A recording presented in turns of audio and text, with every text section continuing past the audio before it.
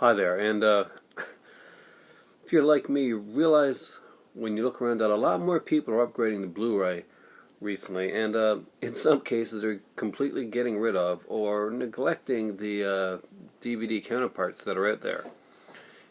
And a lot of times, before you do that, you might want to take just a little bit more research into what you're doing, because although it may seem nice and flashy to get the Blu-ray, you could be missing a lot, especially if you like special features.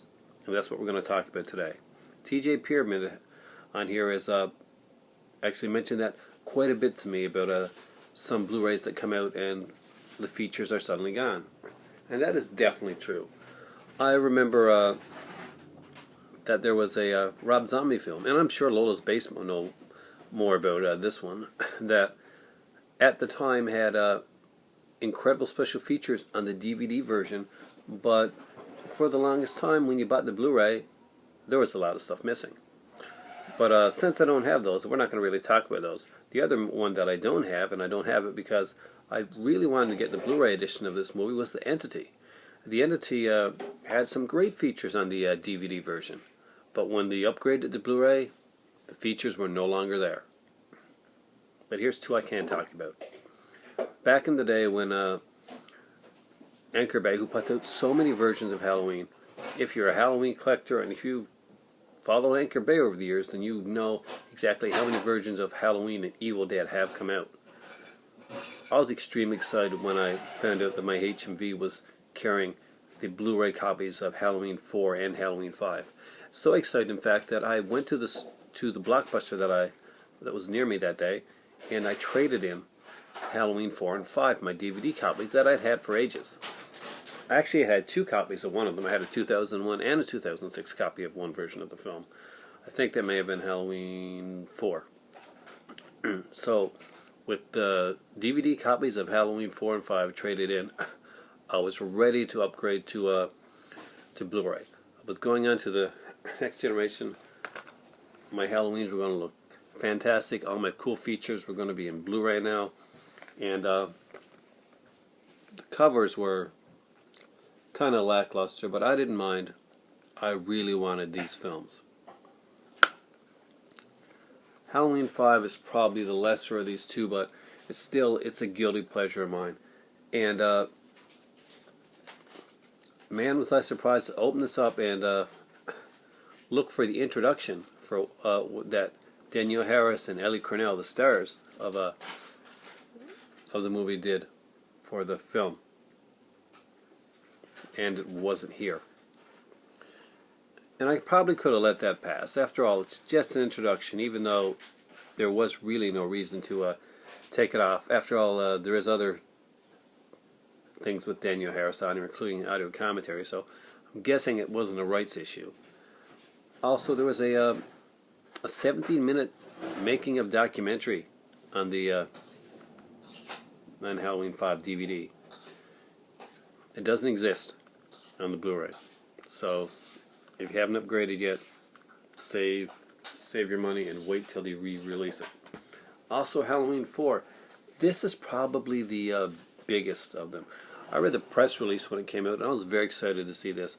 One thing I was excited about was there was going to be almost 30 minutes of deleted scenes and alternate takes. None of that made it here. Now in the commentary, Dwight H. Little says that there wasn't a lot left out of the movie, so maybe that was just an error. But let's talk a little bit more about this film, because there are two commentaries on here. But in the 2006 DVD, what's his name? I have it up by here. Alan B. McElroy did a commentary for Halloween 4. And I was kind of interested in checking out the three commentaries. But Alan's commentary is missing off this one here. And lo and behold, the making of Halloween 4, the final cut, another 17-minute making of featurette, which was on the DVD, both DVD versions of this that came out before, is also missing. In fact, both of these Blu-rays, even though now it has the capacity to have much more stuff on each one, in actuality it has less than its DVD counterparts. And let's just say you didn't spend too much time on the design of this thing either. So, what do you think? Was it worth the upgrade? Was missing the commentaries and the behind the scenes, would that bother you? Now let me know what movies you've gotten that you've upgraded that you found it was kind of rip off afterwards. Stuff that when you traded in or got rid of that DVD, or maybe you didn't get rid of it, maybe you kept the DVD and just bought the Blu-ray because you wanted to see it in high def and have the features, and then realized your features are gone. They weren't brought up to the Blu-ray. And sometimes I can understand when there's rights issues and stuff like that, but a lot of the cases it's just the matter of lazy production, of just leaving things off and not taking the time to actually work harder on Blu-rays that they're putting out. It's always great to try and get the best picture or sound quality for a film that you love, but sometimes you're not getting the best picture and sound quality for the film that you love, and you're also not getting the best presentation of the film or the features. Let me know what you think. Let me know your experiences on this, and for me right now, it's time for tea.